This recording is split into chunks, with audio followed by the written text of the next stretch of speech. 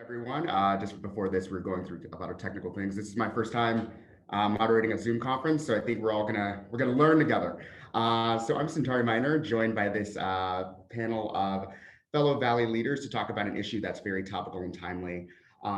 Today, we're going to talk about how companies, brands, leaders can take a stand against racism. For years, I've spoken on this topic, both locally and nationally, about how consumers, how every stakeholder is pretty much demanding that companies, brands, and leaders have a voice in the social conversation. After last summer with George Floyd and everything happening in 2021, this has become more apparent now more than ever. So wanted to give you guys a quick data point. So the Edelman's Trust Barometer Flash Poll, a survey of about 2,000 Americans, said unequivocally, Americans want brands to step up and play a central role in addressing systemic racism. This is a mandate because consumers will exercise brand democracy with their wallets. And so as we were putting this panel together, there was an article that was shared on LinkedIn that talks a lot about this, and we can go into that in depth. But today, our job is to not convince you that your company should be at the forefront of standing against racism. It's really to kind of share some stories around companies and brands locally that are doing it well, practical approaches. We know that companies just don't even know what to do first. Advice on this to through all stakeholders. So before we begin, I would like each of our panelists to briefly introduce themselves, and I'm just going to go around the room. Laura, if you could. Thank you, Centauri. Hello, everybody. My name is Laura Suarez. I am the program director to the Women's Business Center, which actually resides inside of CPLC's Prestamos. Wonderful. Odeen. Hi, everybody. I'm Odeen Domingo. I'm co-founder and president at Cohoot's Co-working, as well as sit on the board of Cohoot's Foundation and our digital platform called Hub as well. Thank you. Thanks for being here. Kay? Yeah, my name is Kay Transtrum. I'm the head of growth for a company called Henry. We are local, and I also sit on the board for Cohoot's Foundation. And Jimmy.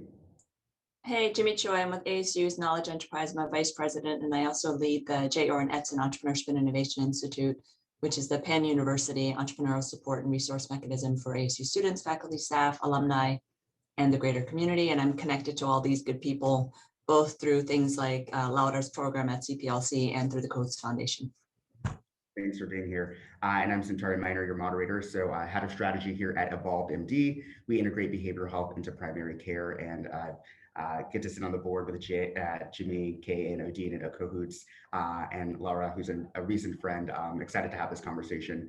So something happened this week that we couldn't have planned better to prime this conversation, which was a manifesto. I've written down a manifesto of sorts from Basecamp. Basecamp is a project management software. I'm sure many of you use it. And their two founders came out and said, there's 6 points made in the manifesto, but the first point being that the company would no longer use its platforms to talk about social or political issues.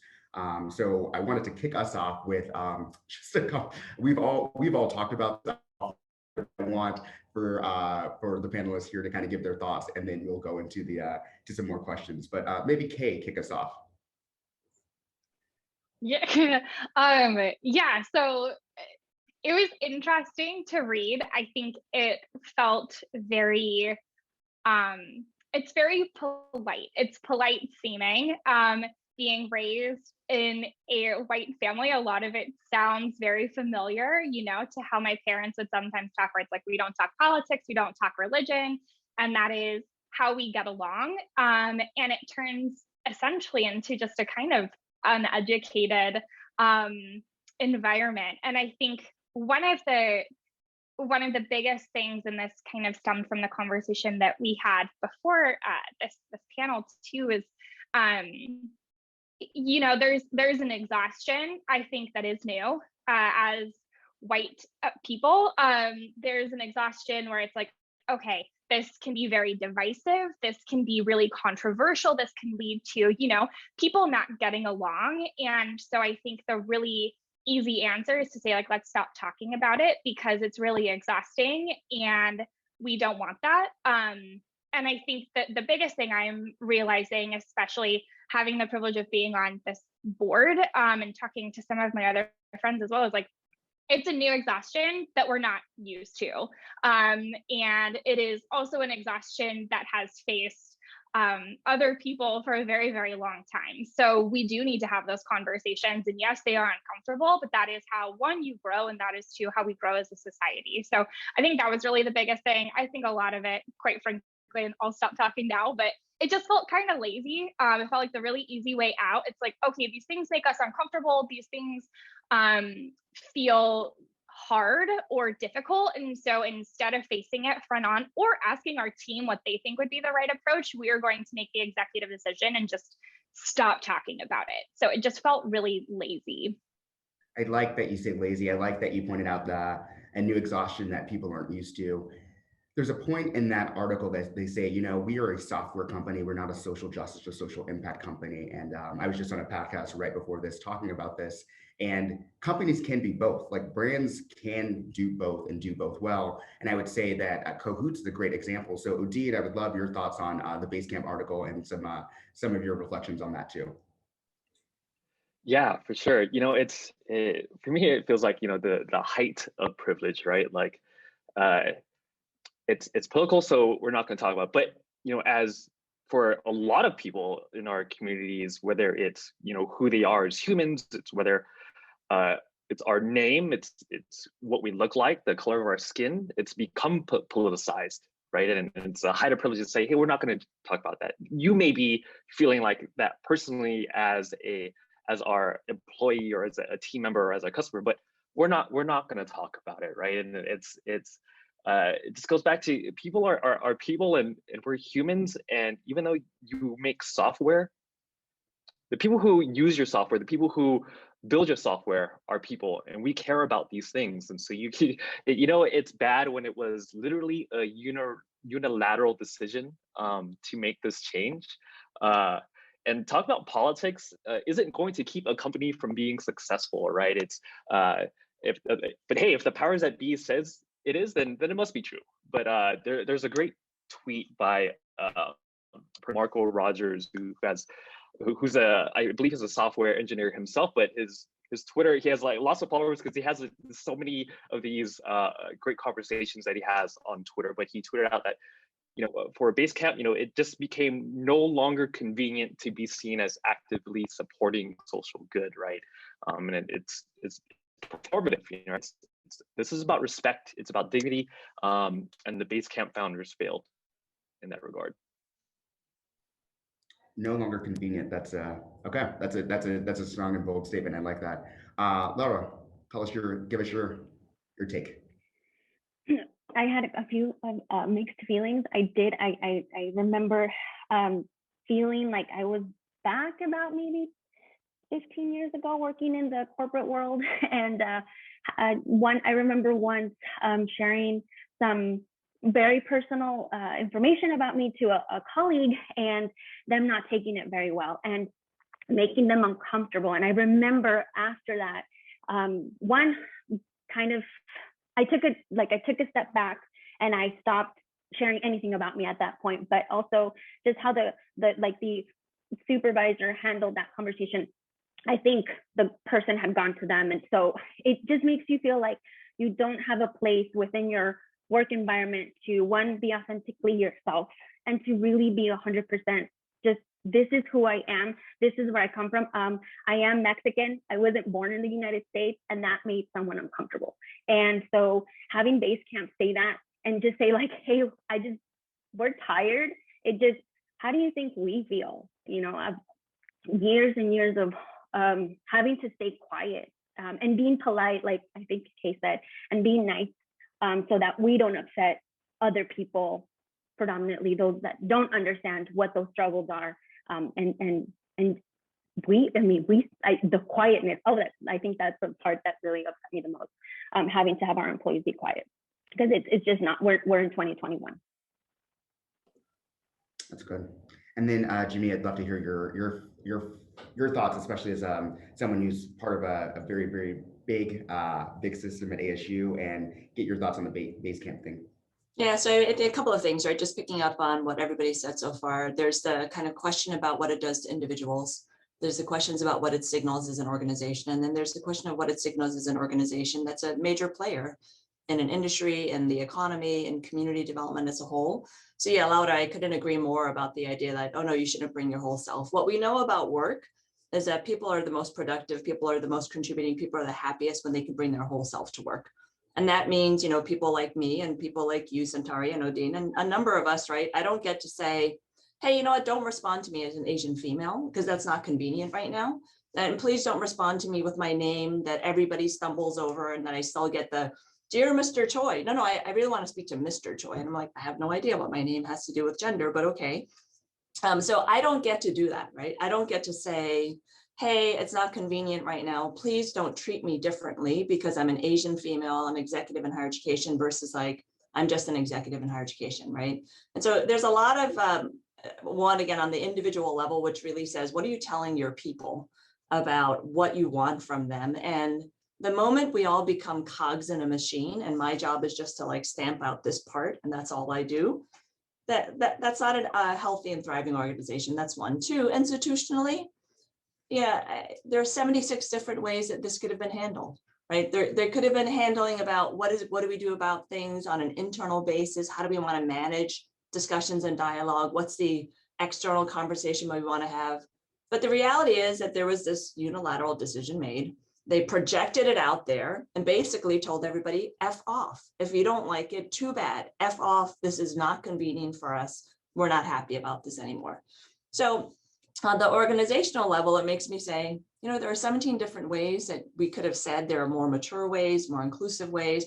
And the reason why we have this dialogue is because that didn't happen, right? And the reason why we'll continue to have this dialogue is because we'll have organizations say one thing and then do another thing. They'll say these performative things about how they stand together with communities and groups, and then they'll do a different thing.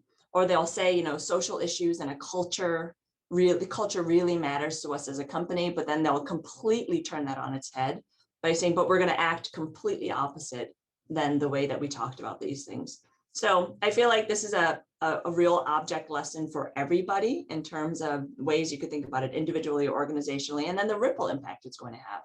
And that ripple impact of like, we're shutting it down, no more conversation, it's just done, deal with it. What would happen if we all decided to say things like that, right? So, yeah, so. The piece that you said around, one, there's a New York Times article the next day about it where there were actually other tech companies applauding them. So to your point about the ripple effect, people are now going to be empowered. But I do think the approach could have been something that was much more vulnerable, and the two founders saying, hey, we're struggling with this. Help us collective figure out how to do this in the right and meaningful way so that our values feel heard and that you feel heard. And they just didn't do it. The unilateral approach actually only confirmed probably what a lot of their employees are already thinking and feeling. So thank you guys for sharing that. I think I want to move to some positive. So want to hear from each of you of just some folks locally and maybe nationally, some people, some brands, companies that are doing this work well. So folks that have really done a good job of leveraging their brands and leveraging their stakeholders to take a stand against racism in the last couple of years. So I'll let, Jimmy, tell us from your standpoint, and then we'll just kind of go around from there. Yeah, so I'm really fortunate. I have a chance to work for Arizona State University, which at this point we're the largest public research university in the country, and largest by a number of measures, right? Largest in terms of enrollment, largest in terms of metropolitan campus footprint, largest in terms of the amount of external research that we do per year. And when I think about ASU, I think about excellence with impact and inclusion at scale, because the discussion in higher education in particular is almost always about selecting people out. Right, the better organization you are, the more selective you are. If you're a Harvard and you only have to accept 4% of the student population because everybody wants to attend Harvard, but they're the ones that get to decide who gets to accept, get admitted to a school like Harvard or Stanford or others. So ASU really tried to turn the entire model on its head, which was, what if we were a different organization that said you can be both excellent and inclusive, provide access, and do it at scale. So the experiment that's been going on at ASU for the past 20 years is, how do you go from being a regional state university to now being a university of national import and global import, and do it while you've increased your enrollments from 40,000 students to 150,000 students, And not only have you done that, but you've improved by all quality metrics, 4-year graduation rate, 6-year graduation rate, again, external research expenditures. And so what we're here to say is that it's hard to do, right? You need kind of that commitment from the top. We have a charter, we have design aspirations that support that. Even still, it's hard to do. And so this idea that I'm just going to put out a statement and I'm going to say, like, I'm going to hire a few people of color and like, look, one and done, that just doesn't happen. Right? It's an everyday ongoing discussion. It's everyday recalibrating, everyday looking at what policies are we putting into place, what marketing messaging are we putting into place, who's our leadership, what kind of modeling are we doing overall. And so we're looking for what I call consonance. Consonance is agreement between statements, words, action, follow through, back to the beginning, word, statement, follow through, action. And in the case of ASU, I will say, again, I think we're better than most, but certainly there are definitely areas where I say, that's interesting. How come there's only X percentage of faculty of color in this particular area versus that particular area? And final statement I want to make about this, it's not enough to say we're better than most. If your ambition is to be like, we're better than most, right? It's kind of easy to stop there and be like, national average is about 20% women in engineering. And so we're 27%. Better than most, let's call it a day. That's where you start to then wind up into the slippery slide of, where does your courage of conviction and where does, frankly, your theory of change for society reside? You can't be in a position that says that this is a once in a while to do, once in a while it's good to do. If it's convenient, I'll do it. Social justice matters sometimes versus social justice matters always.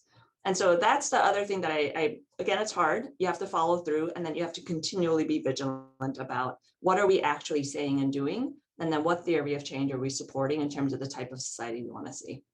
So my hope is that people keep organizations like ASU honest by saying, like, look, we've looked at your data, amazing that you're #1 in innovation 6 years in a row. Let's take a look at your student enrollment figures. Let's take a look at your faculty. Let's take a look at your leadership. Right? And are you following through on the commitment you made? And frankly, that's the harder thing to do. You make a big, bold statement like we do in our charter, you got to follow through. Thanks for, Jimmy, you talk about something that I think is really good to frame this conversation, which is commitment from the top. So it has to start with leadership. And we saw from the Basecamp article that it can oftentimes not start with leadership. So Odeen, I know that you and Jenny were very, very intentional when starting Cahoots about making sure that there was social impact and social justice woven into the kind of the ethos of the ecosystem. So talk to us a bit about that and the work that you're doing there. Yeah, for sure. Thank you, Centauri. And I wanted to mention this earlier. Thank you, everyone who's out there, who's joining us for this conversation. While everyone here thinks and knows and believes that this is a very important, relevant conversation, like it has always been, but obviously in these current times, even more so. And for people who don't know about Cohoot, this is a co-working space. We're the first co-working space in Phoenix. My wife, Jenny, and I started in 2010. And we've, while we are a co-working space, a place to be productive and get stuff done, the way we've built our community is really focusing on cultivating a community of collaboration, a community of support each other, right? So when I talk about Cahoots, we over again, throughout our now 11 years of existence, the benefits of just publicly sharing our voice in the community and taking action on issues that affect our greater community, right? At Cahoots has always been a part of our foundation.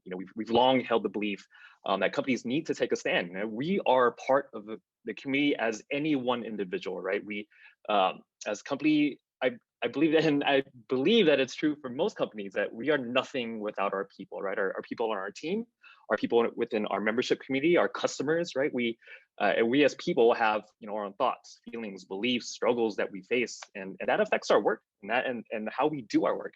And because we are part of the community, we have a voice, right? And we've always wanted to use that voice to spark change, spark conversations, to be transparent and publicly just forthcoming about our values and beliefs, because it's just the right thing to do, right? But not only is it the right thing to do, the unexpected result of that is that we just found more support of our business, right? Like we've actually gotten more financial gains as a result, and obviously that wasn't the goal. you're forthright with who you are, what you believe in, what you stand for, who you are authentically, then not only within the team, not only do you get more engaged team members, they're more loyal. They love who they work for. They love what they do. They love who they where they go to work every day. And then as far as our membership community and building that customer base, you just attract. We have just been able to attract a significant amount of people who share our values and beliefs. And I think if companies do that, they're able to do that as well, right? And that community has significant buying power.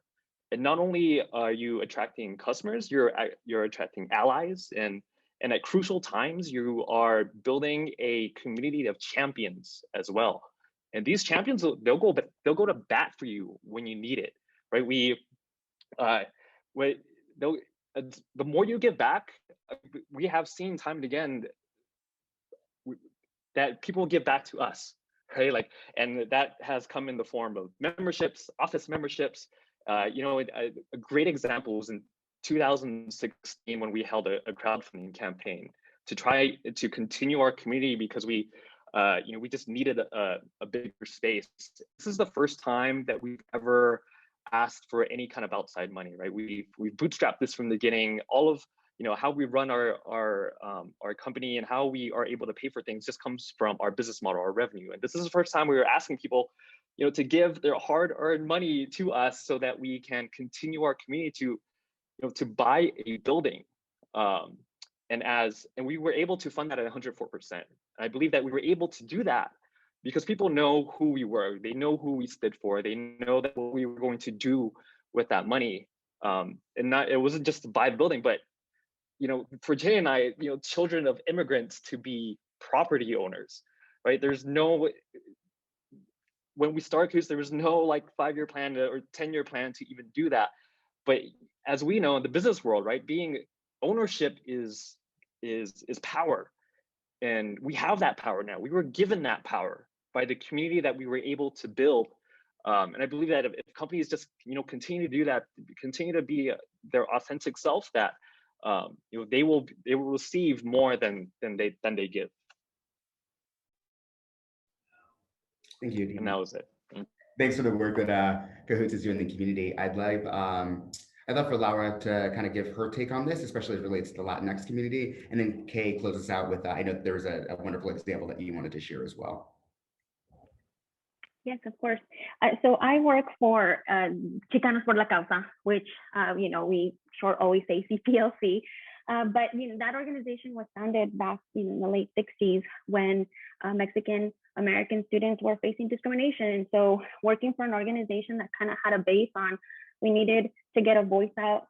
We also needed to be part of that bigger movement, especially the when Cesar Suarez, Dolores Huerta, everybody was coming in here and talking about all of the inequalities that were happening at that time, and kind of having that as a foundation and growing up and being this organization that it is now.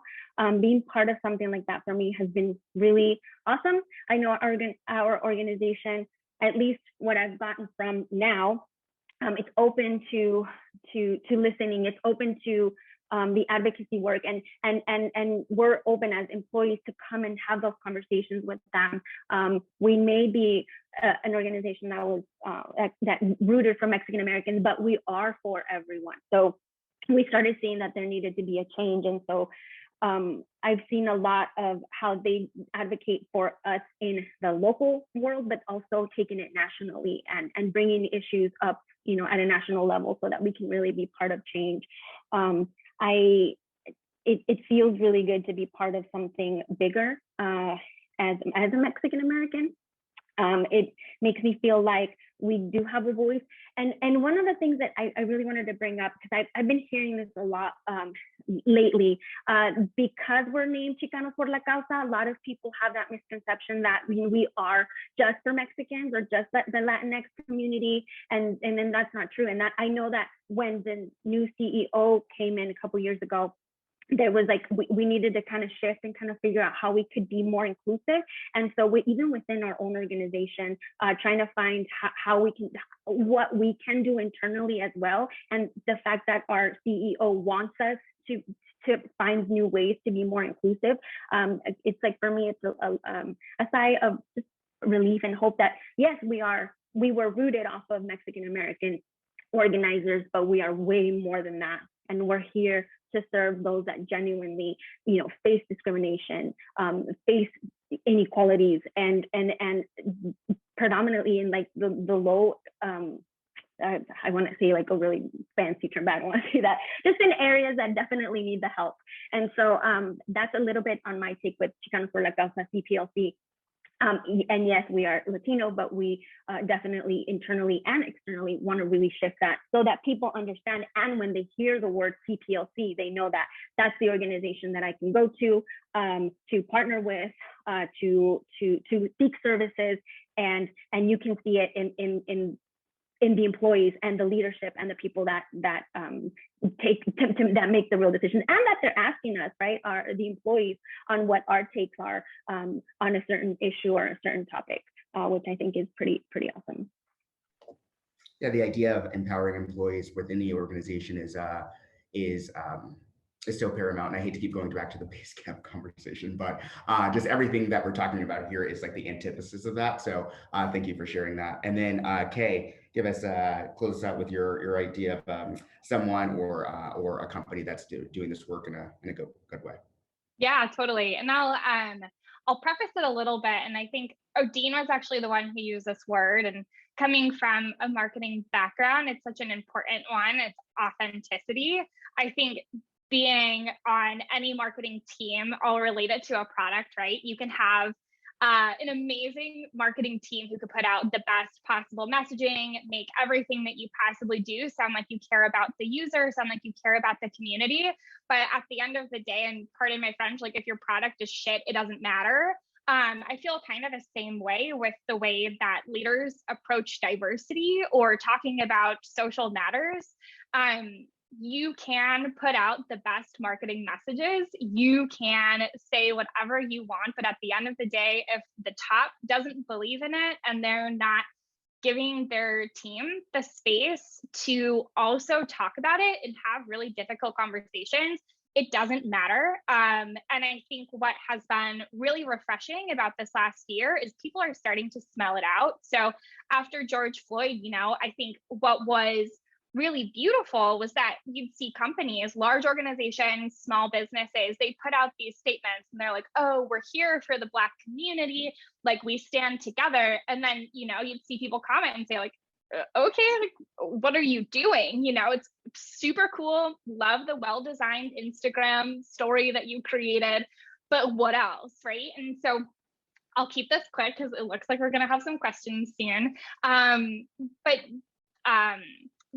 Last summer, right after George Floyd's death, I was working with a company called A Small Studio. I know John Johnson actually spoke in the beginning of this week, and we were just doing some work together, and we had this really big project underway, and I get a call from him, and it's literally the day after, and I have a voicemail from John, and he basically just says like, look, I ethically do not feel right doing work right now that does not have anything to do with the social justice movement. I cannot sleep at night. I feel morally conflicted taking any work that's not helping someone. So I wanted to give you a call, let you know that like, let's pause this project for right now. We're going to focus solely on helping people. And so what he ended up doing, he sent a manifesto to all of his clients that said, hey, heads up, for the next, I think it was week and a half or a week, we are actually not going to be doing any client work. We are going to be creating something. We don't know what it is that can give voice and help those who need it in the wake of George Floyd's death. And it was one of those things where, like as a business owner, you hear that he told his clients, like, we are not going to be servicing you, right? And I think any business owner who's on this webinar could hear that and say like, holy crap, that's really freaking scary, right? Like you could have someone who's like, hey, that's not what I'm paying you for, screw you. It could start a lot of stuff. And he had resounding support. And if not just that, he also had clients who were reaching out, kind of to Odeen's point, saying, how can I help? Like, do you guys need money? Do you need other creatives who can help with this? And the group ended up coming together and creating a concept called Dose, which gives voices and essentially stories to the Black experience. You guys can still visit Dose. It's called giveadose.com. But yeah, I think that is probably one of the most profound, at least in my professional experiences, the most profound example of a company who not just says that they want to make a change or make a difference, but someone who's willing to, like, from the top down, tell everyone, like, stop what you're doing. We are going to haul to make something bigger happen. Love that. And Kay, I love that example. And John is such a genuine and authentic leader. I know that it seems like we're going to have a lot of questions coming up, but I wanted to go around quickly and ask you guys. And while John's approach was amazing, I know that a lot of business owners and business leaders on this call are like, well, I just can't do that yet. So I want to ask each of you, what is just simply and quickly a practical first step, a practical approach, something that if I am at the helm of a brand or company currently, and I say, I want to get involved, I want to take a stand against racism, I want to do right by my employees, but I just don't know where to start and I'm paralyzed by that. Where should they start? And I'll go with, just go back around. So Kay, what advice would you give? Okay, so I've been thinking about this a lot because I feel like I have 800 answers. The one that I landed on is basically, like, ask your team. I think we try so hard to come up with the answers on our own of, like, oh, should we invest money in a nonprofit? Should we, like, diversify our board, which, like, yes. But ask your team, what are things that they can help out with? What can they do? And then I think from there, look at what your leadership makeup is. Who are your investors? What is your leadership? And then that all trickles down inherently. But I think just, like, ask what other people are doing. Ask your team what they can help with. That's good. That's easy. Laura. One of the things that we teach a lot when we're, because I do a lot of business startups, like, this is 101. What do you do when you have, when there's a problem and you want to solve it? And is to go out and ask those that follow you, or, like, go out to that community that is part of what gives you money, or friends, family, people in whatever service or product you do, and ask them what they think about maybe if you're a startup, and you're still in the idea phase, like, what they think of maybe similar organizations or similar companies that do that, or if you've already been in business and you really genuinely don't know, ask your customers and see what they think of you and what your stance is on those issues. I think that's also a really good way to kind of start getting your feet wet with the kind of, like, I think I'm great, but what does my community say about me? And it's just a good way to understand yourself and your organization and how you can maybe start having those conversations as you're also asking your team members. So I think those would be, like, really awesome to go hand in hand. Odeen, what would you say? Yeah, so the step that I'm going to answer with, it's actually not easy, because we're constantly learning, right? We're constantly educating ourselves. It's a continuous journey, right? It's not something that Jimmy had mentioned, like, you can write 5 sentences, put it out publicly, wash your hands of it, and be done with it, right? It's you have to open yourself up to be vulnerable. And for me, I think it just goes back, to the beginning with as leaders, to start with real introspection, right? Start just with accepting and acknowledging that there is a problem, that the problem does exist, whether that's within your company, that's even with yourself, or just the world out there. Just acknowledge that it exists, because if you can't truly and authentically either make change, create change, support change without actually acknowledging that there is a problem. So if you could do that, and it's not easy, right? It's really hard to be that vulnerable with yourself, but you can't do anything authentically if you don't actually believe what you're doing is the right thing to do. So it's hard, but we believe in you. And finally, Jimmy. Yeah, if I could piggyback on, so I think a couple of things, you're 100% right, not kind of understanding how you might feel about certain issues yourself, what your lived experience might have informed about it. That introspection is really necessary, and it goes hand in hand with the idea of, read about the issues, understand it, read from a wide variety of perspectives, read some books, listen to some podcasts, watch some documentaries, right? Listen to some radio programs about this, because one of the things I think that's the biggest barrier, depending on who you are and your lived experience, you might have a lot of just trepidation. You don't want to say the wrong thing. You don't want to offend anybody. You don't want to use the wrong word. And you're like, I really don't understand the difference anymore between minority versus person of color. And I don't want to be the one jerk that looks like, I said the wrong thing in the wrong setting in the wrong room. And so therefore, I'm just going to stay quiet. To Kay's earlier point, right? We're just going to be polite about this. Get over it. Get over your own little kind of doubt about, I need to look like a superhero. I need to look as smart as I am and on everything. I need to always be the top. So really kind of where do you start is with the idea, start with yourself, do an audit of yourself, do an audit of your surroundings, do an audit of what you know, do an audit of the things that you're reading about, how you're getting your information. Are you being really skewed because you're only reading one type of thing versus a different type of thing? And then there's a whole variety of things out there that you could do in the privacy of just like, I just want to get smart about this issue. I can actually take an implicit bias test, right? I can actually look at kind of what I might be thinking about, or where do I stand on these particular issues and values. And then from an organizational perspective, make room for people to connect formally and informally, give people time off. If there's whether it's a shooting in Atlanta or another cop shooting, right? Whatever it is, give room for people to say, if you need time to talk about this, if you need to step away, if you want to connect with other people, do things like host open office hours, right? Do things like host open chats, do things like let people just come in and say, I'm just devastated and I'm not sure what to do right now. But I just wanted to come and sit with you and say, like, I'm really upset and I don't know what to do. And that means even on Zoom. And then you start that dialogue and conversation and you build some trust and you build space for people to wrestle with the ideas. And then again, there are lots of national and international organizations that have curated book lists and resource lists and, again, self kind of assessments and tests and audits that you can do. So do a little bit of the work to find it. Last thing I want to mention, because I know there's a lot of controversy about this too.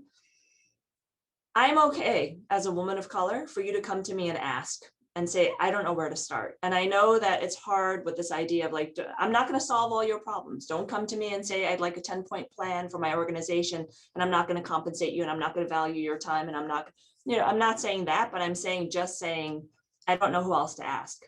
You're somebody I know, you're somebody I trust, and where should I start? And here's where I'm feeling, I just don't know how to help. I'm okay with that. And I know there's a lot of discussion about, on the one hand, there's a lot of people that say they don't want to put the burden on me. And I'm saying, I'll tell you what, put the burden on me, because I'd rather see that we're both taking steps together, that I don't have to be doing this 5 years from now, right? I don't want to be having these conversations 5 months from now. So it's okay, come talk to me. So I just wanted to make that offer. And anybody, like, they're like, I don't know, should I really talk to Jimmy? Like, what does it mean to be an Asian woman? And right, come talk to me. I'm happy to tell you my perspective. Love that. Thanks for that offer. And I think similarly, I agree with that, in that the only way we're going to move the needle is to start having these conversations. And so I'm open to having those conversations with anyone. Before we go to questions, I just kind of wanted to recap, because you all gave some really good approaches that I think can be actually sequenced in a really beautiful way, which are, one, get over yourself, 2, start with introspection and be vulnerable, 3, get smart and educate yourself about the issue or issues at hand. Then ask your team, ask the community, and then make space and make room for those conversations. And so that was great. And it looks like we have a few questions. And so let's go. Okay. Before we hop into questions, I just want to say thank you to everyone on this panel for your bravery. What struck me as you were talking was, and I was empathizing with you and trying to learn, was that you're going through this, we're uncomfortable, white people, but you're going through this at a much deeper level, and you're still stepping up and having this conversation and being open to holding our hand and guiding us through this. I was really struck by you, Laura, in your organization as you're going through this, that you're still trying to figure out how to be more inclusive. I mean, that's incredible. So I hope that wasn't lost on our audience. I felt that, so thank you. And our first question, let's hop right in. Many workplace norms around professionalism are rooted in white supremacy culture and centering of white values. paternalism, belief in neutral perspective, professional standards of appearance. How do you redefine professionalism to make it more inclusive workplace culture? That's a hard question. I will say I don't have the full answer on this, and I will say that having a person of color in leadership definitely makes it easier to have those conversations. And so for our organization, I luckily sit on our executive team, and having hard conversations with our two white founders who are great and very open and vulnerable and introspective about like, hey, how you approach how someone should look, dress, talk it's very rooted in white supremacy. It's very rooted in just how you grew up. Like, you just don't know that this is offensive to ask someone to do that. And so I would say, first, if you're comfortable approaching your leadership and just framing it from a place of, hey, I would like to have a conversation with you about why this is kind of like an antiquated way of looking at professionalism. And also, I was just talking about this on the podcast previously, the new generation or the new influx of talent that are going to go into companies is the most diverse. So at some point, people are going to realize that professionalism, as we see it right now, is going to be very different in 10 years, and embracing that right now just as a business imperative. And so looking at it from one, this is just culturally aligned, but two, from a bottom line perspective, let's shift how we talk about professionalism, because you're going to want to attract more folks who may not align to what you traditionally thought.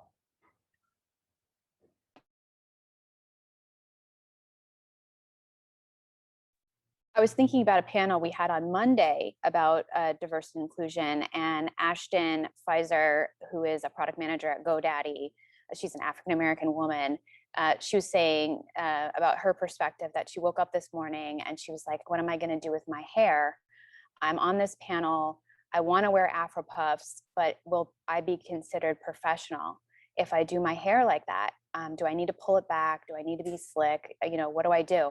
And I thought to myself, holy crap, I had never thought of that. But I don't think about that in the morning. So, I think it's also just realizing that for the leaders that are making policies, understanding different people's reality. Are there any other contributions on that specific question? Kate, let me comment just a little bit I want to respond to, while you may not have had that specific situation with your hair, as a woman, you've had the situation about whether or not do I wear a skirt? Am I going to be standing on a tall counter? Am I going to be sitting on this? Do I wear, right? Is it too provocative? Is it not? So the thing that I would encourage is that to tap into your own humanity. All of us have been othered at one point or another in one way or another. Even, no offense, right? White men, white women, everybody's been othered based on, am I too fat? Am I too skinny? Am I too loud? Does my hair look funny? Do I wear a dress? So I think the thing to really do is to try to tap into the sense of what it means when you make decisions that are not decided by you, but decided by other people and what you think other people are going to think about you. So there is an analogy there.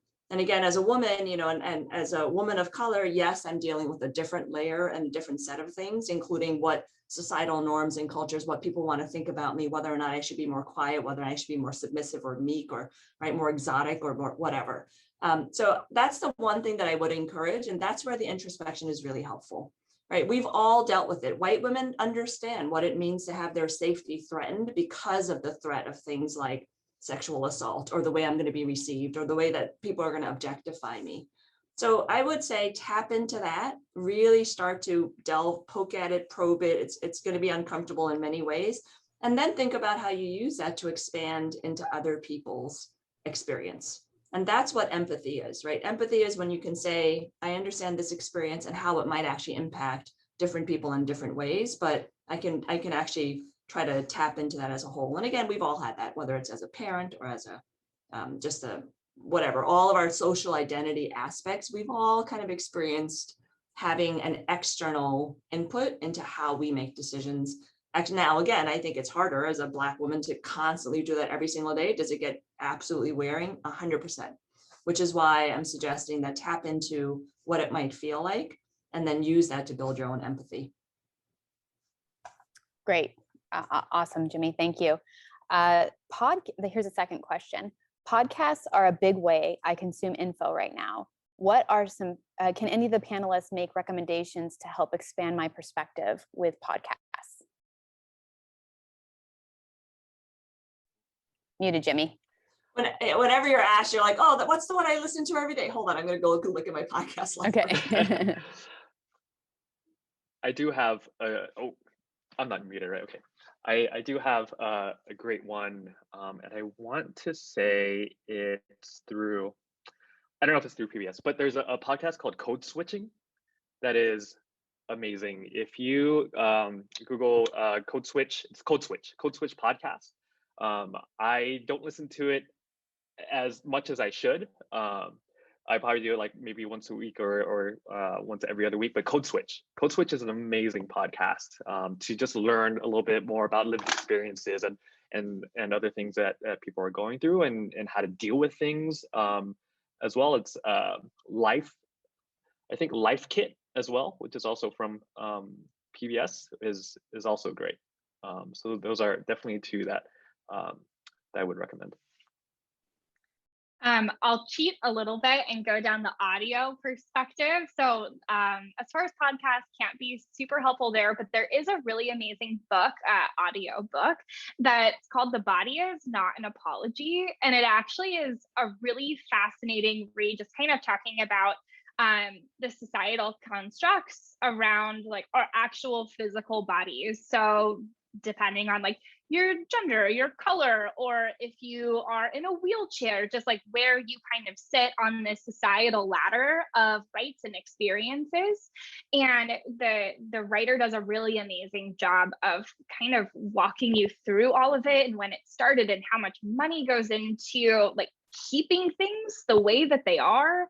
I found that to be, and it's the author that actually reads it too, and she's amazing. So could not recommend that book enough.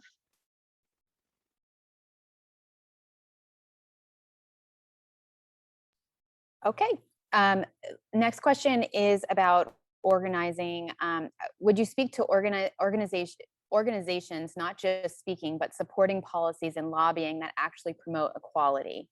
Are there any organizations that you advocate or that you have seen that are really creating a lot of change? I bet Laura has some. Just two popped in my head right now, and please forgive me if I don't really know if they're going like at like national levels, but like I follow Trans Queer Pueblo, and they're a local nonprofit organization in the Valley that are doing phenomenal work, especially in the diversity, equity, and inclusion. And then I follow another organization also here, and it's a local organization, which is Rising Youth Theater. And they also have a really beautiful model in talking about being inclusive and, what does that look like? Again, they're smaller probably scale, but they just the foundation of their work, I'm a really big fan of. Awesome. Well, thank you so much, Laura, Odeen, Centauri, Kay, Jimmy. This is a beginning of hopefully a continual conversation. Thank you for your bravery. Thank you for your time. We know you're all very, very busy doing great work. Be well and take care. Thank you for your time.